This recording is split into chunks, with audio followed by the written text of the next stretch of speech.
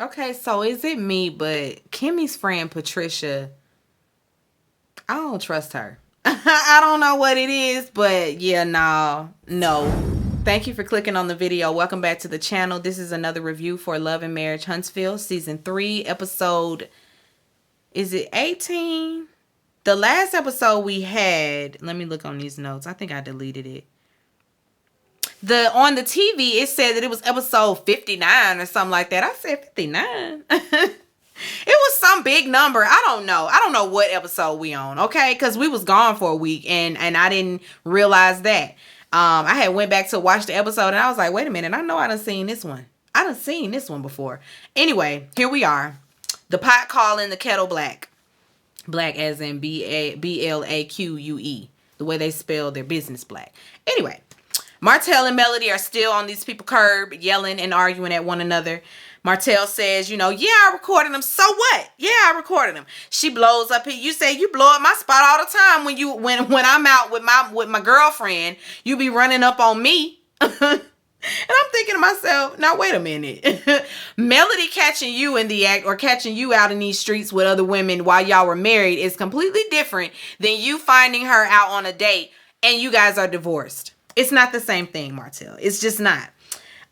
He, throwing out there that she was cheating too. Just baseless accusations all around. Please. Eventually Melody just can't take no more. She get in her car and go.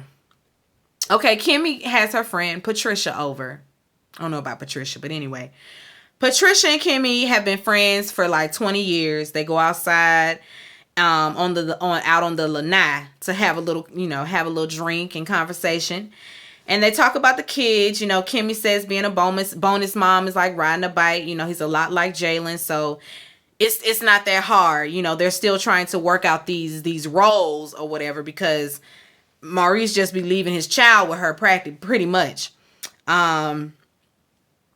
She says they're discussing the household duties. He's kind of a Neanderthal when it relates to that. Pat says, okay, well, maybe a honeymoon will get y'all on the same page. And Kimmy's like, girl, I'm so over the honeymoon conversation. I ain't having no damn honeymoon. He probably would go if I paid for it, if I set it all up, if I put it all into play, he'd go. They changed the subject to Kiowa. Apparently, both Kimmy and Kiowa are friends with Pat. And Pat says that she was building a friendship with Kiowa. And, Kimmy and Pat go back 20 years. So her loyalty is to Kimmy, and Kiowa kind of feels betrayed by Pat. Pat doesn't know why. Like I said, her loyalty is with Kimmy.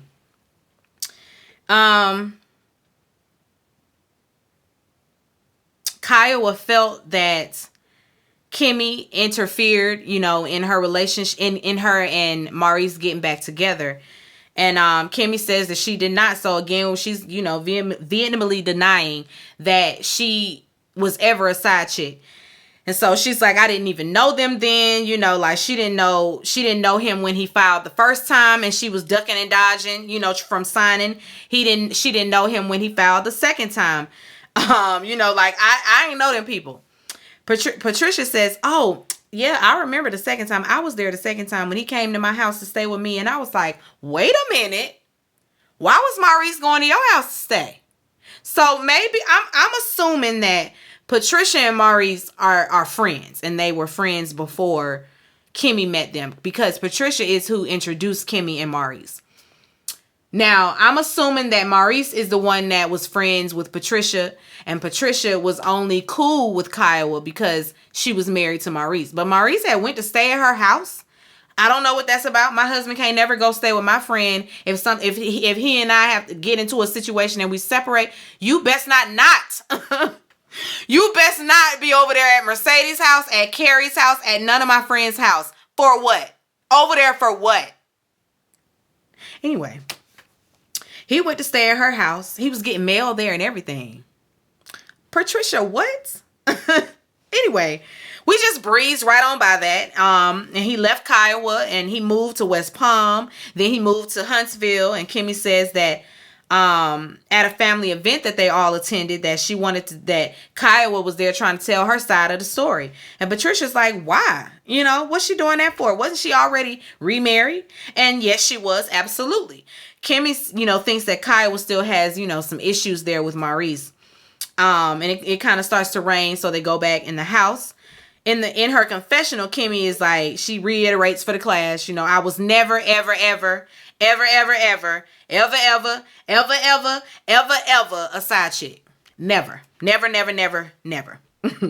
Okay, back in the house, they continue the conversation. This was a long scene. They continue the conversation, and Kimmy says that Patricia introduced them.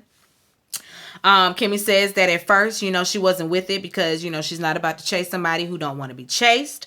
Patricia says, I know, girl, he needed to get out there and play for a while, and that he did. And she kind of has this grin on her face like he played a little bit with her. But again, we just breeze right on by that. Kimmy, she says that basically, the people wanted to paint the narrative that, this is why her and Kyle will have beef. I'm assuming at the show's inception, everybody had their thing going. And so we're gonna have his ex-wife on the show. She don't really like she don't really like Kimmy. I'm sure production knew that. And so there had to be a reason why they were beefing. There it is. She was a side chick. Let's put that out there. They have to come up with all kind of storylines initially, before they start filming so that everybody is on the same page about how this show is going to go. Kimmy wasn't with that. Kimmy say, don't paint me out to be no side chick. I'm not no side chick. So no, I'm not rolling with that. I'm not doing that. We are not doing that. And she's upset that Maurice never stands up for her, to dispel the rumor. He never does. Kimmy's like, they all know it's not true, but continue to run with that narrative. And Patricia is like, well, what about your sister-in-law, Tisha? She ain't got your back? No. Speaking of Tisha, Tisha and Kimmy are in a weird place, whereas she and Melody and Tisha are friends again. And, she was mad at Melody for saying all these things. And now she and Melody are cool and I'm still on the outs. She tells her about the Destiny race, and she tells Pat that Tisha sent the group a text message asking for sponsors. Kimmy didn't respond. Pat is like, why? And she says, because I didn't want to. After the race, Tisha brought up the text again, and put her out in front of the group saying that only 2 people responded.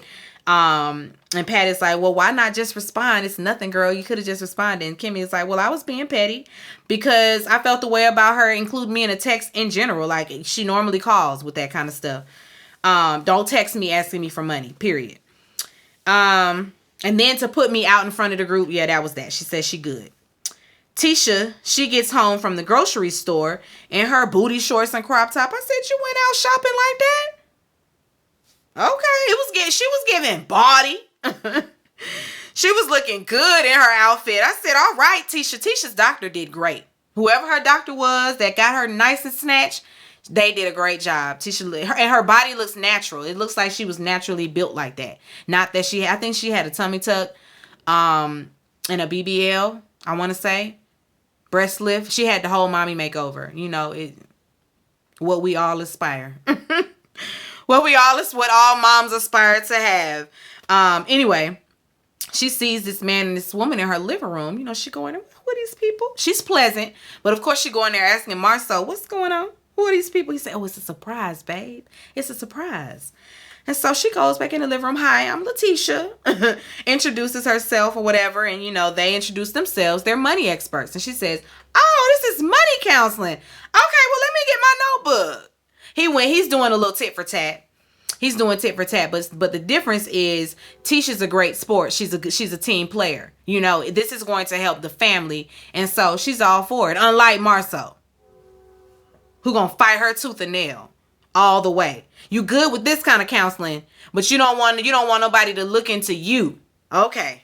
and Tisha go right into, okay, well, since we're here, I got a few things to say. She goes in. She says that she has to spend more because she's taking care of herself and 3 children, whereas all he worrying about is himself. He puts out there, that she wants a truck. And they already bought a truck. And she's like, yeah, but you just bought a Benz on your 40th birthday. And then you turn around and get a work truck after the transmission goes out on one. Why not just fix the truck? Like, you're making decisions that aren't sound, just like you think I am. But whereas for me, I'm buying things for me and these kids, not just me. You buying things for yourself and blaming it on being a business decision. And he wasn't looking ready. He wasn't ready for that. He wasn't ready for her to be so vocal. He's looking like, damn, this might have backfired. Sure did. Then you ain't gonna get the results you thought you was. I guess he thought he was gonna trip her up. No. Marcel says that, you know, she's saying all of this like half his check doesn't go to her. And she's just like, I never said you don't take care of me. I'm just saying that you make financial decisions, and sometimes when you make them without me, that's a problem. Where, you know, i.e. having the Mercedes on getting the Mercedes for your birthday and then turning around and getting a brand new truck. They both have, you know, this sense of power that they're latching on to. Tisha mentions that her spending and all of that, she attributes it to, you know, how she was raised. Her mama was always having them out shopping. Marcel was poor growing up, you know, so he doesn't want to go back to that life. Tisha takes the couple upstairs, you know, to see just what they've been spending on. And she takes them to her bedroom to see the things she spends on, the jewelry, the clothes, the shoes, all of that. As a woman, she naturally is going to have a bigger budget. And homegirl agrees because her budget is bigger as well. You know, for hair, we got more to do. We got to get our hair done, nails. You know, if you a lash girl, you getting lashes. If you getting your eyebrows tinted, you doing that. Facials, pedicures, you know, Brazilian waxes, all of that. All that costs money. And so, yeah, and then you got children, and she got a little girl, so she got to get her hair done. It's a lot. It's a lot for as it relates to the woman's budget. They go outside to go see the car. You know, we can't come up here and check Tisha without going and checking your things. So they go out there and see the Mercedes where he got his suicide doors and, you know, all the bells and whistles, you know. So you spend as well. And they say you both aren't like overspending, but you got to communicate better. Y'all gonna have to get this communication together. So they set a date to have their first sit down and to discuss their budget for the month next Saturday at 2 p.m. Okay, Destiny, she's hosting a networking event. Well, it's more like a luncheon because everybody is kind of dressed, you know, for luncheon. She's also going to be unveiling her hype hair cover. She takes the stage. You know, she gives her speech on Black people being there for one another and creating an opportunity. She done created this table to bring people, you know, to have a seat at it, you know, because Black people, that's what we want, to sit at the table. So we're going to just create the table. She goes around the room, you know, dropping all of the people's occupations. You know, we got this person here, that person here. We got the people that can, you know, that would be good to network with. She's, you know, naming them. And she gonna say, oh yeah, we got Nurse Kimmy over there. That was see Destiny. Now, if Kimmy took that as a dig, she would have had every right. Cause what you doing? Okay, why you couldn't have said that Kimmy was a realtor? You know, if she flips houses or that sort of thing. Oh, and we got Nurse Kimmy. Anyway, Kimmy, she caught it, but she said she's just gonna let it slide. Destiny ends up joining the ladies at the table. And, you know, thanks Tisha for sponsoring the event. And Melody is like, oh, I would have sponsored it had you gave me an opportunity. Like, I didn't get the same thing that Stormy got. Stormy was also a sponsor. And Destiny is like, ooh, I dropped the ball, girl. My bad. That's on me. But, you know, like, I ain't know if you was going to show up. Because, I mean, you ain't show up the last time. And Melody says, oh, girl, don't worry about it. I got you. And she pulls out a check and gives it to her, you know, right there and then.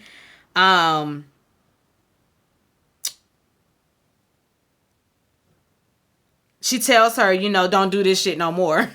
My name better be at the top of the sponsor list. Don't play with me. Tisha takes the opportunity to piggyback off of the sponsor conversation. And, you know, she says, oh, yeah, about that.